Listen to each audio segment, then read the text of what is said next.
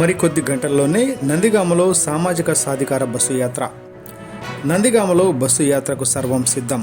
CM Jagananna, doctor Jagananna ఫ్లెక్సీలతో, party జెండాలతో కళకళలాడుతున్న గాంధీ సెంటర్. ముస్తాబవుతున్న గాంధీ సెంటర్ బహిరంగ సభ వేదిక. సాయంత్రం 3 గంటలకు సామాజిక సాధికార బస్సు యాత్ర జన జాతరను తలపించబోతోంది. ఎమ్మెల్యే డాక్టర్ మొండితోక జగన్ మోహన్ రావు గారు, ఎమ్మెల్సీ డాక్టర్ మొండితోక అరుణ్ కుమార్ గార్ల సారథ్యంలో జరగబోతున్న సామాజిక సాధికార బస్సు యాత్రకు నియోజకవర్గం నలుమూలల నుంచి తరలి రాబోతున్న వేలాది మంది ప్రజానికం, వైఎస్ఆర్ కాంగ్రెస్ పార్టీ నాయకులు, కార్యకర్తలు, అభిమానులు, సానుభూతిపరులు తదితరులు.